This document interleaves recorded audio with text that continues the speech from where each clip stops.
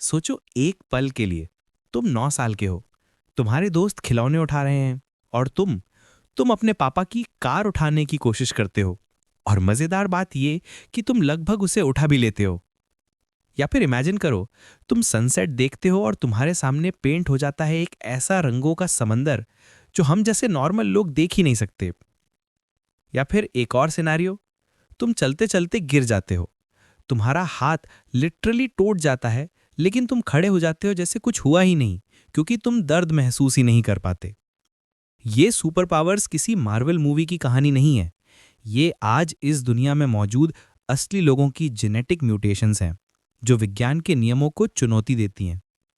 आज की इस वीडियो में मैं तुम्हें दिखाने वाला हूं 8 ऐसी रेयर जेनेटिक कंडीशंस जो इंसानों को ऑलमोस्ट सुपर ह्यूमन बना देती हैं। लेकिन याद रखना, हर पावर की एक कीमत होती है। कुछ पावर्स तुम्हें दुनिया से अलग कर देती हैं, कुछ तुमसे तुम्हारा जीवन छीन लेती हैं, और कुछ तुम्हें दुनिया के लिए एक रहस्य बना देती हैं। और वीडियो को आखिर तक देखना, क्योंकि नंबर 1 म्यूटेशन में इंसान लिटरली वैम्पायर जैसा दिखता है। Number 8, the toddler Hulk, myostatin mutation. एक बच्चा, लियाम हो, 9 महीने की उम्र में जहां बच्चे बैठना सीखते हैं, वो पुलअप्स कर रहा था। 3 साल की उम्र तक उसके एब्स, आर्म्स और शोल्डर्स एक अडल्ट एथलीट जैसे बन चुके थे। ये म्यूटेशन है myostatin related muscle hypertrophy. Normal body में मायोस्टैटिन नाम का प्रोटीन मसल ग्रोथ को कंट्रोल करता है, लेकिन लियाम के डीएनए में एक ग्लिच है, वो प्रोटीन बनता ही नहीं। इसका मतलब मसल्स ग्रो होते रहते हैं non stop. Features: muscle mass लगभग नॉर्मल इंसान से 2 गुना, बॉडी फैट लगभग 0, स्ट्रेंथ नेचुरली इनसेन लेवल की। और शौक ये, इस म्यूटेशन का कोई मेडिकल डाउनसाइड नहीं है। No pain, no weakness, no disability, just power. लेकिन असली समस्या क्या है? इमेजिन करो, एक बच्चा जो अपनी मां को हक करे और उसकी रिब क्रैक हो जाए, या प्लेग्राउंड में कोई उसे लाइटली पुश करे और वो रिएक्शन में किसी को हॉस्पिटल पहुंचा दे।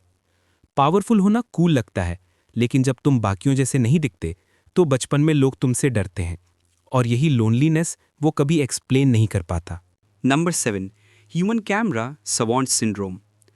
2005 में लंदन सिटी पर सिर्फ 20 minute helicopter ride. Steven Wiltshire ने नीचे उतरते ही पूरे शहर का हाइपर एक्यूरेट स्केच बना दिया, बिल्डिंग काउंट तक सही। सवांट सिंड्रोम में ब्रेन मेमोरी को नॉर्मल स्टोरेज की तरह नहीं रखता, बल्कि अल्ट्रा प्रिसिजन आर्काइवल मोड में स्टोर करता है। ऐसे लोग एक बार सुनकर सिम्फनी प्ले कर सकते हैं, क्यूब रूट्स मेंटली कैलकुलेटर से तेज निकालते हैं, मैप्स और नंबर्स फोटोग्राफिक फॉर्म में याद रहते हैं। उनका दिमाग एक 4K बायोलॉजिकल हार्ड ड्राइव है। लेकिन यहाँ ट्रेड ऑफ आता है।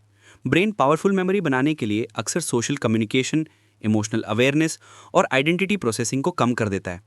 स्टीवन लोगों की आंखों में देख के बात नहीं कर पाता। वो अपने भाई का चेहरा भूल सकता है, लेकिन बकिंगम पैलेस के हर ब्रिक का साइज बता सकता है। नॉलेज अमेजिंग है, लेकिन लोनलीनेस अनइमेजिनेबल। नंबर 6, वो लोग जो कभी नहीं भूलते, हाइपरथाइमीसिया। जिल प्राइस, दुनिया की पहली डॉक्यूमेंटेड केस। इस कंडीशन में अगर कोई तारीख तुम्हें दिखाई जाए तो तुम्हारा ब्रेन ऑटोमैटिकली उस दिन की पूरी फिल्म चलाना शुरू कर देता है। साउंड्स, इमोशंस, वेदर, क्लोथ्स, सब। ये गिफ्ट जैसा लगता है, लेकिन ये कभी बंद नहीं होता। हर एम्बैरेसिंग मेमोरी, हर ब्रेकअप, हर रिग्रेट एग्जैक्ट सेम इमोशनल दर्द के साथ आज भी महसूस होता है।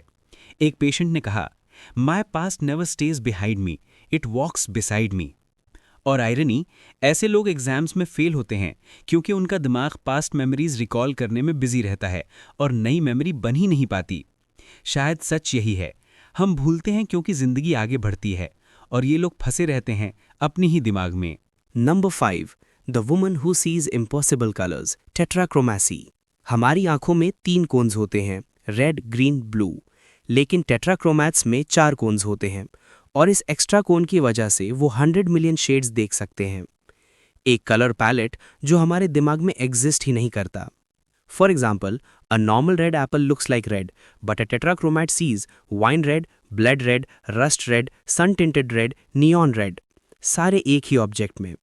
साइंस कम्युनिटी आज भी डिवाइडेड है। क्या ये लोग सच में नए कलर्स देखते हैं, या उनका ब्रेन सिर्फ अल्ट्रा शेड एक्यूरेसी देता है?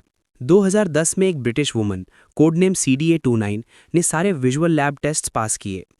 40 साल तक उसे लगा everyone sees the world like this, लेकिन शायद वो दुनिया को एक ऐसे डिमेंशन में देख रही थी जहां हम पहुंच ही नहीं सकते। नंबर 4, जब दर्द महसूस नहीं होता। CIP disorder, congenital insensitivity to pain. सोचो हॉट स्टोव छुओ, zero pain. Bone fracture, just numb pressure. ये पावर नहीं, डेंजर है।